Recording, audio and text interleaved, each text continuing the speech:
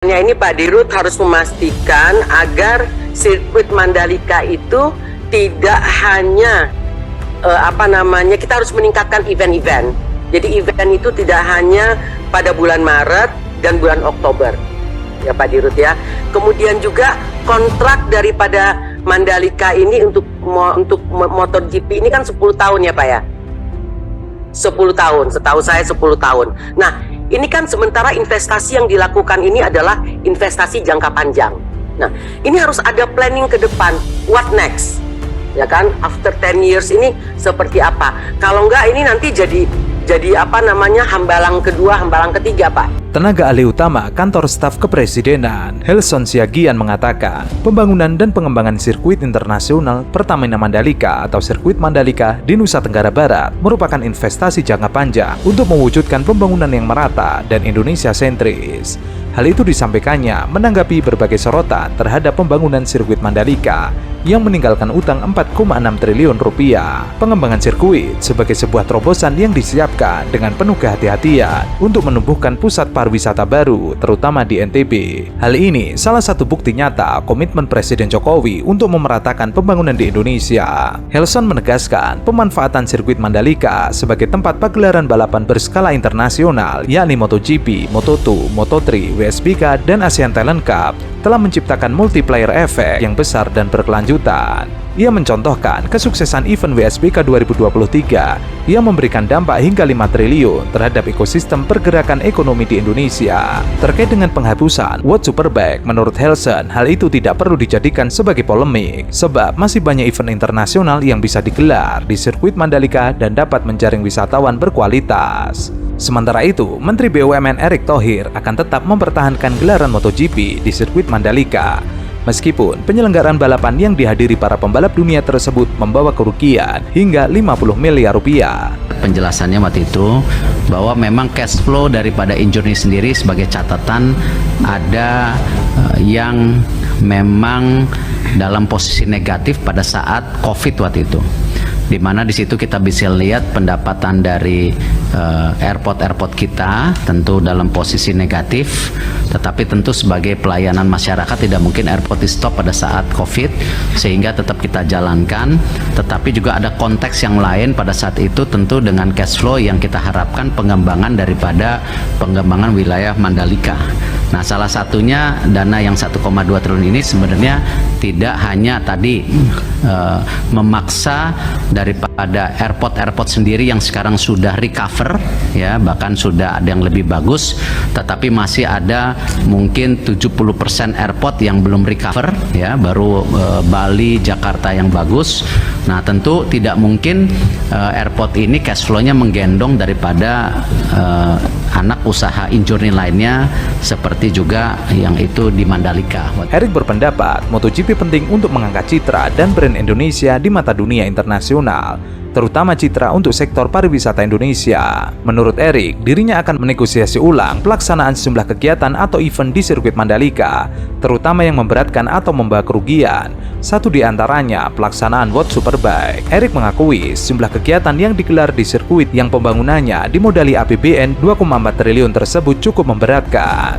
Sementara itu, pengamat kebijakan publik Kikin Praginanto mengomentari disetujuinya penyertaan modal negara untuk membantu membayar beban utang imbas gelaran MotoGP Mandalika. Diketahui Komisi 6 DPR RI menyetujui anggaran PMN senilai 1,19 triliun yang diajukan oleh Menteri BUMN Erick Thohir. Selain PMN, untuk PT Aviasi Pariwisata Indonesia atau Injourney yang menanggung utang imbas sirkuit Mandalika, ada 3 BUMN lainnya yang menikmati dana segar dari APBN. BUMN tersebut antara lain PT Bahana Pembinaan Usaha Indonesia sebesar 3 triliun, PT Reasuransi Indonesia Utama sebesar 1 triliun, dan PT Raja Wali Nusantara Indonesia sebesar 500 miliar rupiah. Menanggapi hal tersebut, Gikin mengaku heran lantaran DPR justru menyetujui penambahan tersebut ketika seharusnya perihal kerugian tersebut diusut. Ia kemudian menyindir orang-orang yang selalu berkuar-kuar bahwa Mandalika sukses besar. Ini yang gembor-gembor balap motor di Mandalika sukses besar perlu dikerangkeng juga, jangan biarkan pamer foto lagi di medsos. Untuk diketahui, Right here, MotoGP action underway in Indonesia. Big big wheel off the line there for Jorge Martin in second place. Storming start from Miguel Oliveira on the number 88 factory KTM. Quartararo the poleman gets the whole shot, but Oliveira up into third. Look at Alex Rins straight around. Holding BUMN Pariwisata Injourney melalui PT Pengembangan Pariwisata Indonesia atau Indonesia Tourism Development Corporation tengah menanggung utang 4,6 triliun dari proyek sirkuit Mandalika. Nah, kesempatan ini perlu saya sampaikan background daripada Mandalika karena saya ditanya pendapat saya secara profesional bagaimana saya melihat Mandalika. Yang pertama yang perlu saya sampaikan bahwa kami sebetulnya adalah menyelesaikan problematika yang ditinggalkan Pak Ketua. Jadi kalau saya ditanya, saya juga kalau uangnya hari ini 1 triliun saya minta untuk pengembangan, saya pasti tidak akan minta. Tetapi 1 triliun ini adalah menyelesaikan hutang yang ditinggalkan oleh sebelum kami mengambil alih Mandalika. Jadi ini adalah penyelesaian hutang yang 1 triliun. Sebagai kami Bapak Pimpinan, itu waktu kita mengambil alih Mandalika, itu posisinya adalah mereka mempunyai short term liabilities 1,2 triliun. Mereka mempunyai long term liabilities 3,4 triliun. Dengan sumber repayment capacity hanya dari Nusa Dua. Terus terang saya tidak bisa menyelesaikan yang short term liabilities ini, di mana short term liabilities ini isi di dalamnya adalah pembangunan daripada grandstand dan juga VIP Village sama kebutuhan modal kerja waktu penyelenggaraan event, yaitu 1,2 triliun. Karena itu penyelesaian ini harus dengan equity. Tetapi yang long term liabilities-nya, apa yang kami lakukan hari ini sebelum saya nanti masuk kepada apa yang ditanyakan oleh di Mandalika. Yang long term liabilities, menyebabkan kerugian Mandalika itu semakin setiap tahun itu akan semakin besar. Karena ada mismatch, tidak hanya rugi tetapi juga secara cash flow dia menjadi negatif. Karena EBITDA-nya hanya 80 miliar, kewajibannya jauh lebih besar yang menjadi cicilan jatuh temponya. Direktur Utama Injourney Doni Oskaria menjelaskan, hutang tersebut terbagi dalam 2 tem pembayaran. Kewajiban pembayaran jangka pendek yang harus dilakukan sebesar 1,2 triliun dan kewajiban jangka panjang mencapai 3,4 triliun. Ia mengatakan terus terang tidak bisa selesaikan kewajiban yang short term ini, diantaranya untuk bayar pembangunan grandstand VIP Village dengan kebutuhan modal kerja saat penyelenggaraan event. Untuk itu, satu-satunya untuk penyelesaian kewajiban jangka pendek ini, dirinya mengajukan penyertaan modal negara sebesar 1 triliun untuk ITDC. Mengenai kewajiban jangka panjang yang sebesar 3,4 triliun rupiah, Doni memaparkan sejumlah strategi. Pertama, pihaknya akan menghilangkan biaya-biaya, salah satunya dengan menghapus event World Superbike dari sirkuit Mandalika, karena event tersebut memberikan kerugian sebesar 100 miliar. Yang WSBK ini menunjukkan kerugian. Sehingga apa yang kami lakukan adalah kami akan melakukan renegosiasi untuk menghilangkan WSBK ini. Sehingga nanti WSBK-nya akan turun, akan kita hilangkan sehingga tidak muncul biaya di dalam penyelenggaraan WSBK yang itu sebetulnya eventnya tidak menarik crowd dan tidak menarik juga secara sponsorship. Ini berdampak 100 miliar penurunan daripada kerugian kita. Ini tahun ini akan kita lakukan untuk menegosiasi membuang si WSBK-nya. Itu yang pertama. Yang kedua adalah kita melihat lagi MotoGP ini berapa negatifnya dari sponsorship dan juga daripada hosting fee-nya. Kita sudah menghitung itu kita punya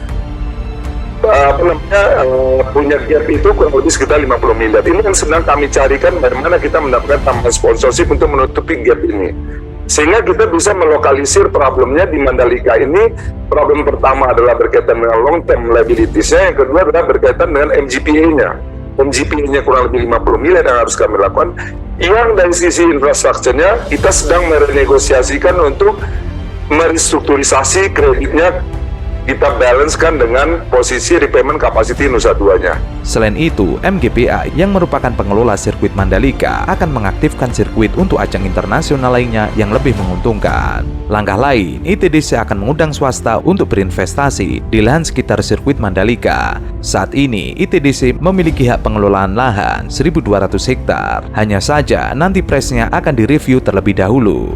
Karena saat ini, pres yang ditawarkan harganya 3 kali lipat lebih mahal dari kalau beli lahan, jadi tidak ada investor yang masuk. Karena kalau kita menerapkan commercial policy dan pricing strategi hari ini, tidak akan ada orang yang mau berinvestasi di Mandalika. Karena dengan parameter 3-6 dolar per square meter per tahun, itu harganya 3 kali lipat lebih mahal daripada harga tanah average rata-rata tanah di Mandalika. Ini yang sedang kami kaji Bapak Ibu sekalian. Mudah-mudahan proses yang diajukan ini adalah sebetulnya proses penyehatan kondisi Mandalika ketika kita ambil alih.